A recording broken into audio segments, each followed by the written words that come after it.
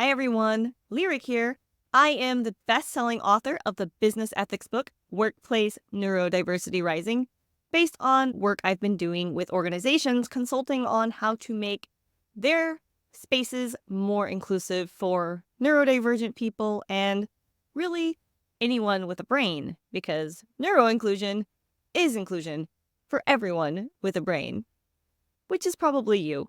If you're wondering how to make your organization more inclusive for everyone with a brain, reach out. I can help you with that. Today, we're going to talk about autism and eye contact. If you'd like to know more about my personal experience with this, please stay tuned.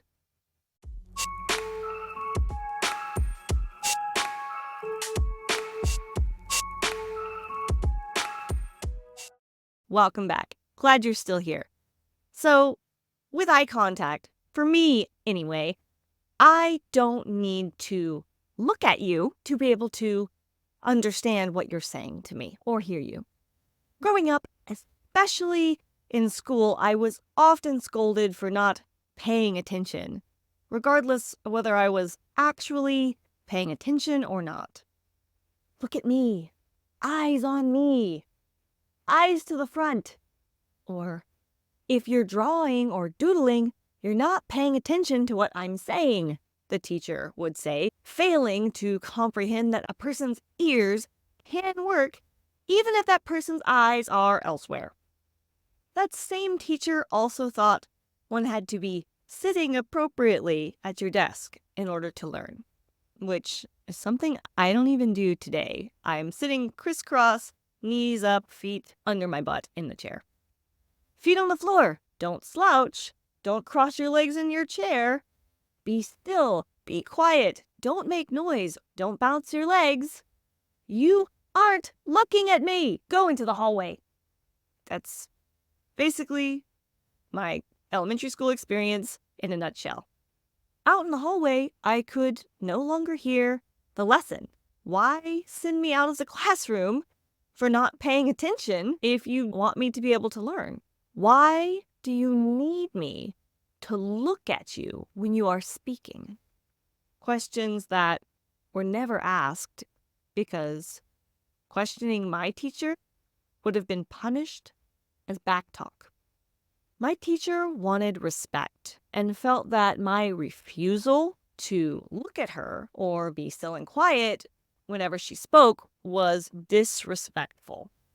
My teacher didn't understand that looking at her when she spoke to me and trying very hard to appear still and attentive meant I was too busy trying to make myself appropriate that I couldn't really pay attention to the lesson she was teaching me.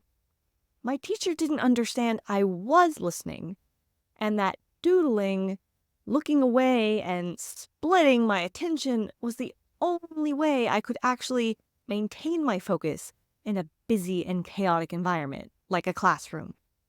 My teacher didn't understand that I'm a visual thinker and I need to visualize things to process and comprehend them, which means I often need to look away when talking or listening to something, especially new informations, as I'm drawing and painting pictures in my mind. My teacher didn't understand my need for movement, my autism, or my ADHD. Instead, my teacher saw a bad kid who needed to learn to act like everyone else to stay in the classroom. My teacher wanted to kick me out of her classroom. My teacher tried to have me put in the segregated special education classroom, but my test scores were too high, and my guardians pushed back. So the school sent me back to her. My teacher did not understand me. So instead of supporting me, she punished me, labeling me a disruption to her teaching and to my peers. My teacher framed me and my behaviors as the problem, demanding conformity instead of considering my unmet needs, which prevented me from engaging in the class environment. I spent a lot of time sitting out in the hallway, especially in elementary school, when I didn't yet know how to camouflage my AuDHD traits that would send my small town Texas school teacher, who took my disruptive behavior very personally, into a rage. To my teacher, this disrespect to the order of the classroom, lack of eye contact, and traditional neurotypical style attention, jumping about, humming, tapping, crawling on the floor, making animal noises, and sitting under my desk, was personal against her. Disrespect to her. She made it about her instead of being about me. A lot was going on in that classroom. I was not trying to be disrespectful. I was overwhelmed, overstimulated, and understimulated simultaneously.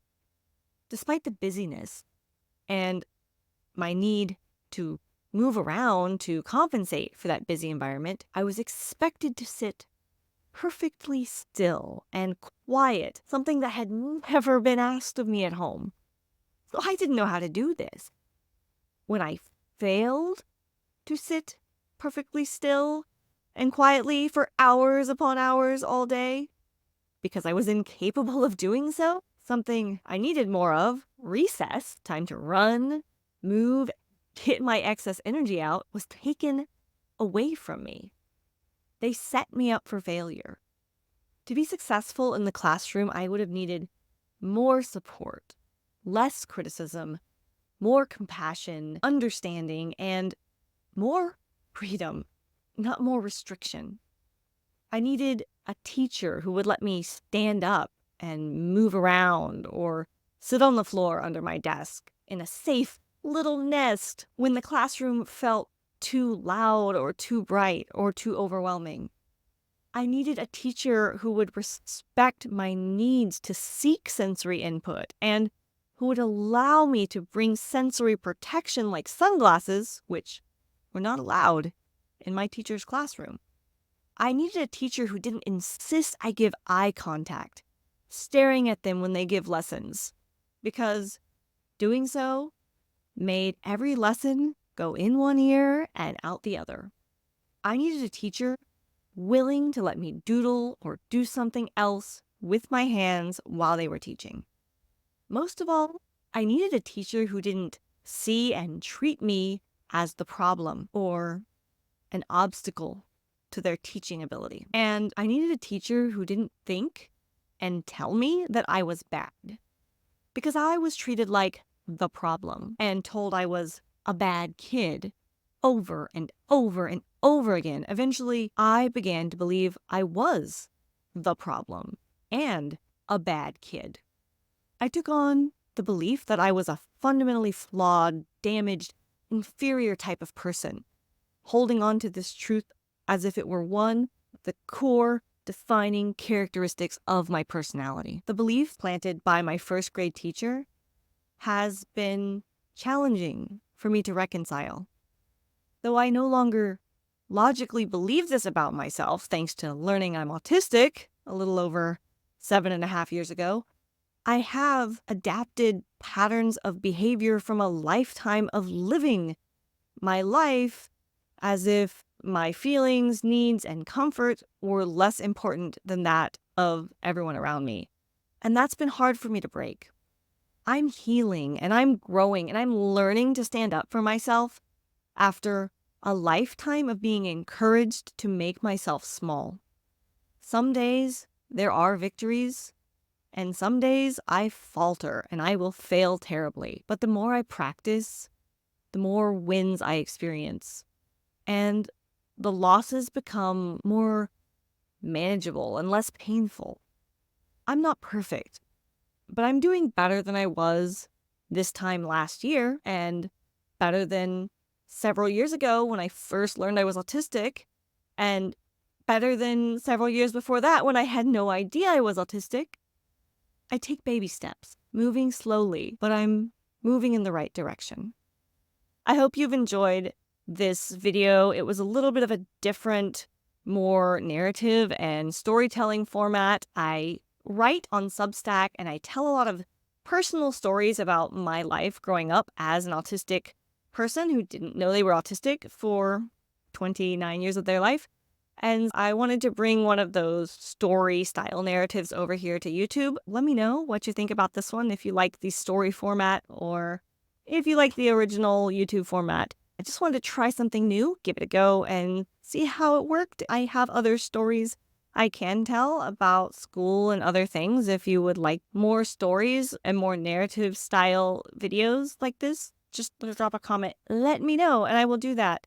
This video was shot on Friday, July 5th, 2024. I'm going to try and get it shared with my Patreon and Substack and YouTube channel members, hopefully later today. If I can get it edited and nothing goes wrong, because my poor computer's having a hard time. If I can get this out today, it'll be out early today, July 5th, for the paid subscribers, and it'll be out everywhere else in about a week or two. It's just a little early release preview, just as a thanks for those of you who do subscribe monetarily to help make this content possible, help make this blog possible, help make our survival literally possible, because we couldn't do this without you. So thank you all so much. I'm really grateful for every single one of you. Yeah. None of this would exist without every one of you. Thank you for being part of this community and part of this movement. Bye all.